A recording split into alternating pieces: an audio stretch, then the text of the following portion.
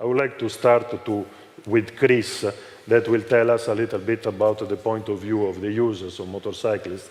You represent the International Motorcycle Federation, 121 countries affiliated. Tell us a little bit what the FIM is doing on this sector. Okay. So thank you, Damiano. So this will be about the user's point of view with regards to motorcycle safety. So quickly about what the FIM, I realize some of you probably know what the FIM is, but maybe some of you don't. The FIM is a federation of organizations, national organizations around 121 countries across the world, spread out over 6 continents. We have been around for 120 years. So this is our 120th anniversary this year. This is why we've got a lovely new logo up in the corner there. About the FIM itself, so we describe ourselves as the this is from our website, by the way. Describe ourselves as the governing body for motorcycle sport and the global advocate for motorcycling. So the sports side is obviously very well known, but the advocate, we speak on behalf of motorcyclists around the world. We promote motorcycling. We basically go around telling everybody that motorcycles are great. Not always a welcome message, but we like to say it anyway. Just in terms of the ethical aspect, because obviously we do organize competitions on motorcycles, we take health and safety very seriously and environmental impacts very seriously. And that's not just on the sports side. We also try to bring that practice of health and safety to the other aspects of our activities, including, as we're talking about today, road safety. So what is it that the motorcyclists actually want? Well, in terms of our own safety, well, the main thing is really high-quality, fun training. And the fun bit is the key bit. The quality bit, obviously, we want high-quality training, but the fun is important because we're going to be paying for it most of the time. So if it's not fun, we're not going to do it. There is plenty of training out there, and there's plenty of fun training out there. So it's a commercial product. It's one of the things we need to think about. Second on this list is good quality clothing. So this is clothing that not just protects you when you have an accident, but clothing that keeps you dry when it's rain, keeps you warm when it's cold, and keeps you cool when it's hot. And not too much to ask for one piece of clothing, I'm sure. And also, we want the technology. We want the traction control, anything that makes the fun of riding a little bit more fun. We want the ABS, just in case for those serious circumstances. Sometimes we're a little bit skeptical about whether it's good, whether it's going to work when we want it to do, whether we could do it better. But the reality is, most of the time, if you give us the choice, and it's not a big expense, then we'll probably buy it. What else do we want? Well, nice weather. Well, everybody wants nice weather when they go for a ride. We want a bike that starts first time. If anybody ever had an old motorcycle, you know the joy of coming down, you've got all your gear on, you go to the garage, wheel the bike outside, you press the button, and nothing happens. Nobody enjoys that.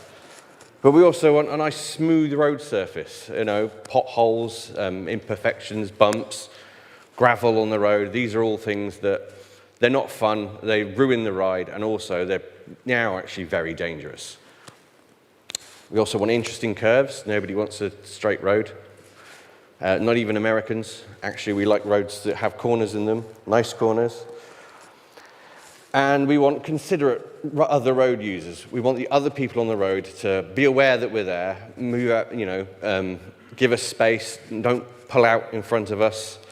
If they're Dutch and they're in the mountains, not be carrying a caravan or taking up loads of road space, as they all do.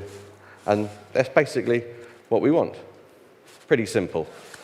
However, this is the European view. This is 5% of the problem, as we heard from Maria yesterday.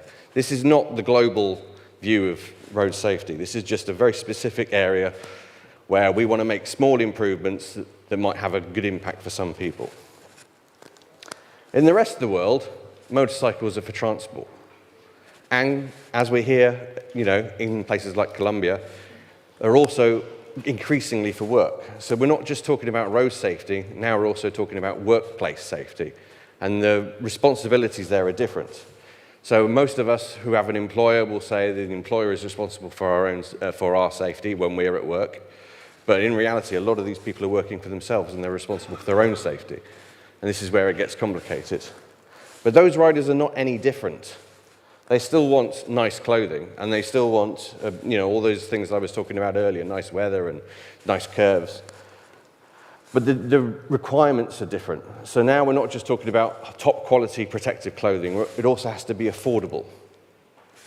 And when we're talking about basic training, this is not just, training for fun training that we're going to do because, we want to be a bit better at riding motorcycles. In a lot of cases, this is the very basics. And it's not just for them, it's for the other users on the road too.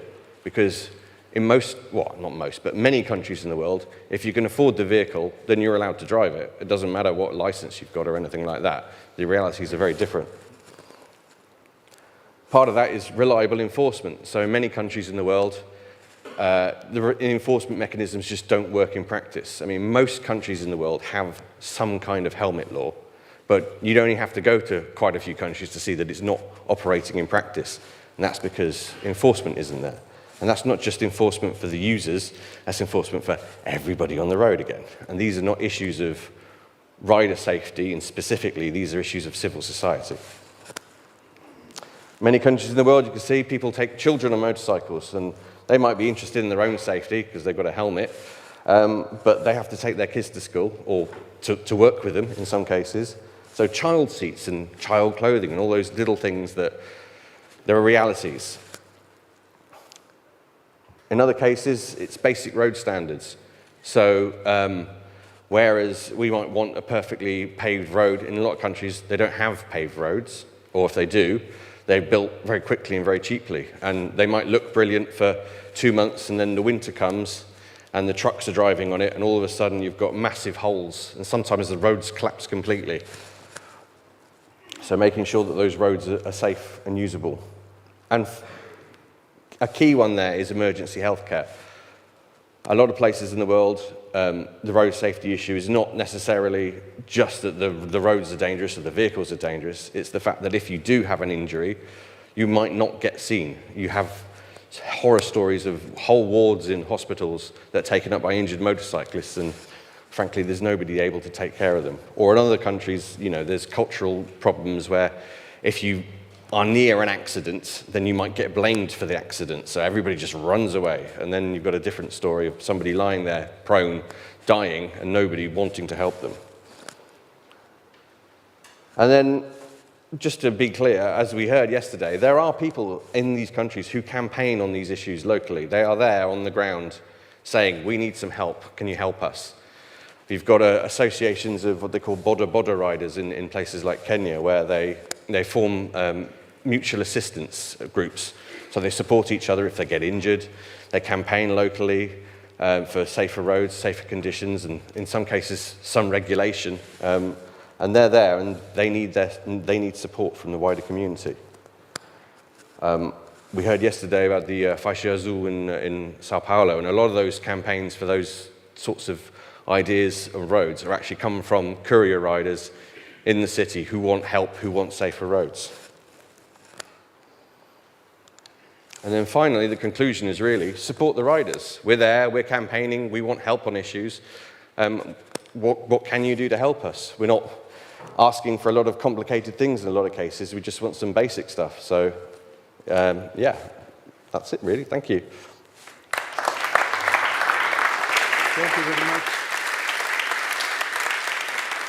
Thank you very much, Chris, for this short introduction, but complete.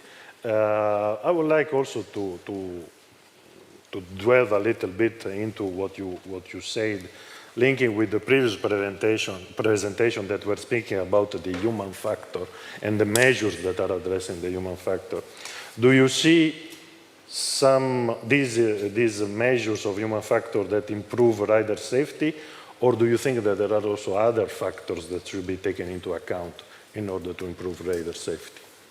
I think most riders in Europe in particular get some kind of training, and in many cases they're willing to do more training, perhaps as long as it's fun, as I said. But I think in the rest of the world, yes, the training needs to be given more widely. It needs to be specific to the type of use that they're using. So training on carrying children as passengers, training on working on a motorcycle, training on, for other road users about how to interact with motorcycles. A lot of the training that we have in Europe in particular focuses on how to ride a motorcycle, and the training for drivers focuses on how to drive a car. But it doesn't necessarily focus on training how to interact together, and I think those are important factors. Thank you very much, Chris. And then if I